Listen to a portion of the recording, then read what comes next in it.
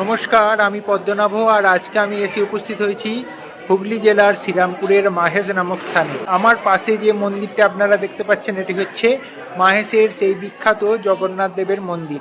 এই জগন্নাথ দেবের মন্দিরের একটা প্রাচীন ঐতিহ্যময় ইতিহাস আছে।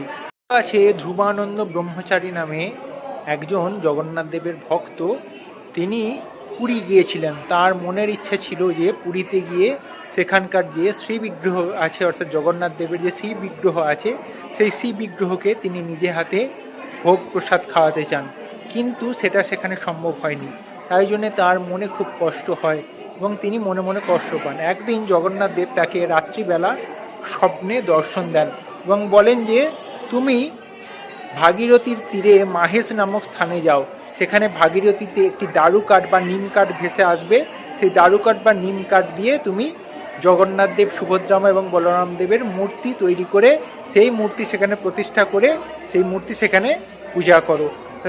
সেই স্বপ্ন দেখবার পর ধ্রুবানন্দ ব্রহ্মচারী এই ভাগীরথীর তীরে এই মাহেশ নামক স্থানে আসেন এবং ভাগীরথীতে স্নান করতে করতে তিনি দেখেন যে একটি নিম কাঠ বা দারু কাঠ ভেসে আসছে। সেই নিম কাঠ বা দারু কাঠ তুলে তিনি সেই নিম কাঠ বা দারু কাঠ দিয়ে জগন্নাথ দেব, সুভদ্রামা এবং বলরাম দেবের মূর্তি তৈরি করেন এবং সেই মূর্তি আজও এই মন্দিরে প্রতিষ্ঠিত আছে। আর এইখানে যখন যখন মহাপ্রভু শ্রী শ্রী চৈতন্যদেব নীলাচল যাত্রা করছিলেন, তখন তিনি এখানে আসেন এবং এখানে এসে জগন্নাথ দেবের সেই মূর্তি দেখে তিনি অবাক এবং বিস্মিত হয়ে যান এবং তিনি ভক্তি ভরে এই জায়গার নাম দেন নবনীলাচল। বর্তমানে আজও এখানে কিন্তু ধুমধাম করে রথযাত্রা এবং স্নানযাত্রা অনুষ্ঠিত হয়। এখানে যে জগন্নাথ দেবের যে রথ আছে, সেই রথের 12টি চাকা আছে, যা 12টি মাসকে চিহ্নিত করে।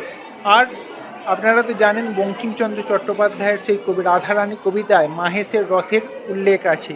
আর এই মন্দির কটা থেকে কটা অবধি খোলা থাকে সেটা একটু আপনাদের বলে দিই। এই মন্দির খোলা থাকে সকালবেলা 6টা থেকে দুপুর 12টা পর্যন্ত। দুপুর 12টার পর আবার বিকেল 4টে থেকে রাত্রিবেলা 8:30 অবধি খোলা থাকে। এই মন্দিরে ভোগ প্রসাদ পাওয়ার ব্যবস্থাও আছে। তাই এই মন্দিরের ইতিহাস আপনাদের সামনে আজকে তুলে ধরলাম। ইতিহাসটা কেমন লাগলো সেটা অতি অবশ্যই কমেন্ট করে জানাবেন।